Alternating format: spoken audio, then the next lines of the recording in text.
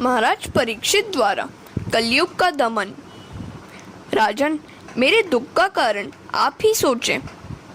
राजा समझ गए कि वह कठोर पुरुष जो कि गाय बैलों को सता रहा है कली ही है। यह कली ही धर्मनिष्ठों को सताता है। वे कली को दंड देने को तैयार हुए तो कली राजा की शरण में आया। कली ने परीक्षित के चरणों का स्पर्श किया और यही कारण है कि परीक्षित राजा की मति भ्रष्ट हुई। जिस मनुष्य के स्वभाव और चरित्र से हम अनजान हो उसका हमें कभी स्पर्श नहीं करना चाहिए। जिस व्यक्ति का तुम स्पर्श करोगे उस व्यक्ति के कुछ न कुछ परमाणु तुम्हारे शरीर में प्रविष्ट हो जाएंगे। पुण्यशाली व्यक्ति के परमाणु पवित्र होते हैं और पापी व्यक्ति के परमाणु अपवित्र होते हैं।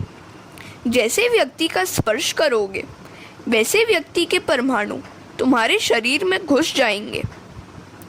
परीक्षित राजा ने कली को स्पर्श करने दिया तो उनकी बुद्धि में विकार आ गया।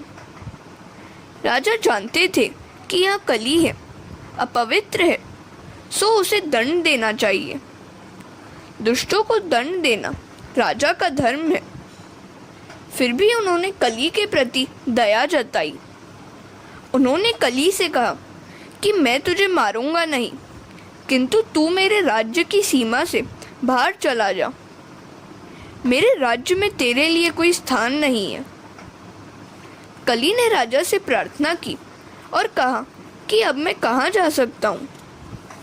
तो परीक्षित ने उसे 4 स्थानों में रहने की अनुमति दी।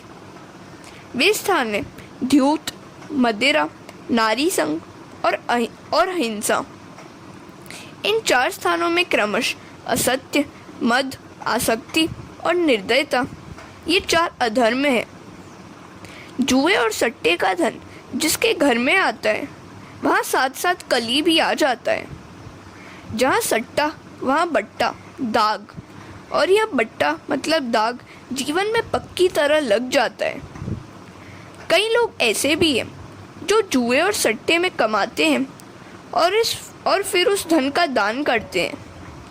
वे मानते हैं कि चलो दान किया और मेरी शुद्धि हो गई, परंतु यह सब व्यर्थ ही है। यह सब अनीति का धन है। ऐसे धन के दान से कभी जीवन शुद्ध नहीं होता। अधर्म का धन प्रभु को स्वीकार्य ही नहीं है। शास्त्र निषिद्ध भोज्य वस्तुएं जहाँ खाई जाती हैं, जहाँ जानबूझकर हिंसा की जाती है, वहाँ कली अवश्य रहता है। इन 4 स्थानों की प्राप्ति होने पर भी कली को संतोष न हुआ। उसने राजा से कहा कि ये 4 स्थान तो गंदे हैं, कोई अच्छा सा स्थान मुझे रहने को मिले तो ठीक है। तो परीक्षित ने उसे सुवर्ण में रहने की अनुमति दे दी। अशुद्ध साधन से जब सुवर्ण घर में आता है तो कली भी उसके साथ आ धमकता है। अनीति और अन्याय से प्राप्त धन में कली है। अनीति द्वारा धन कमाने वाले को कली दुखी तो करता ही है, पर जो यह धन अपने वारिस के लिए रखता है वह वारिस भी दुखी होता है। असत्य, मद, काल, वैर और रजोगुण यह 5 जहाँ न हो वहाँ आज भी सतयुग ही है।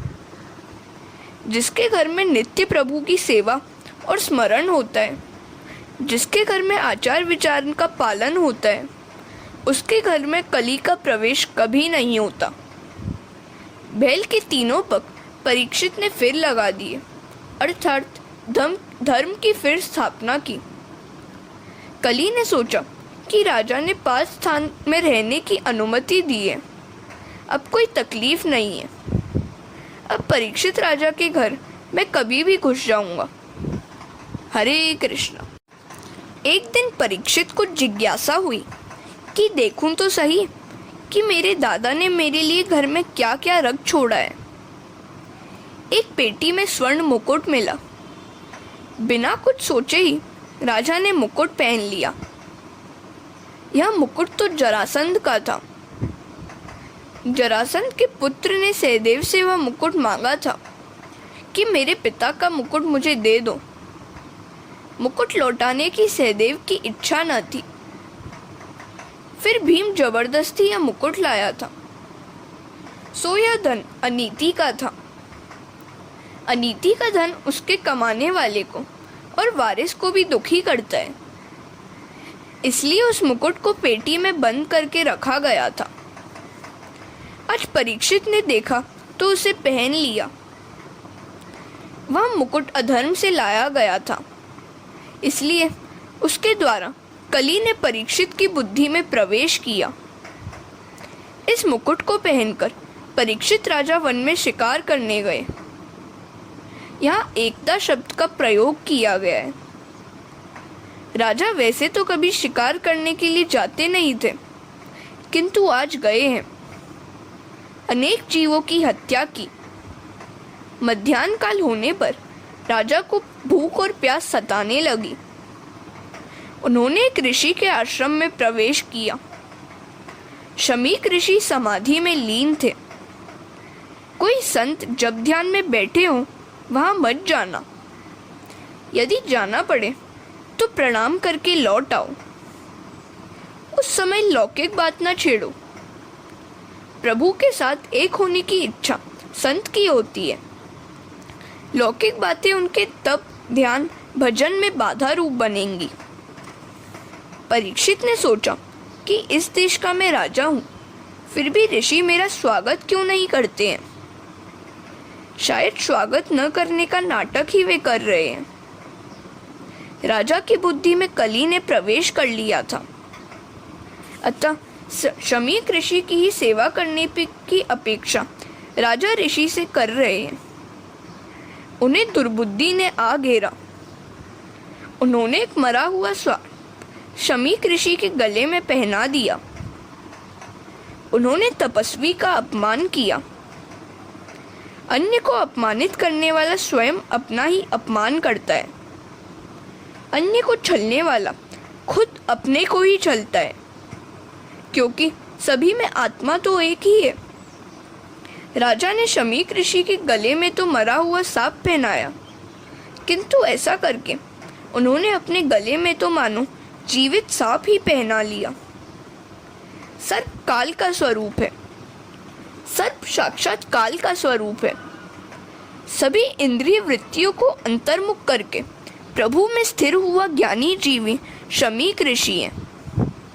ऐसे ज्ञानी जीव के गले में सर्प पहनाने का अर्थ है काल को मारना।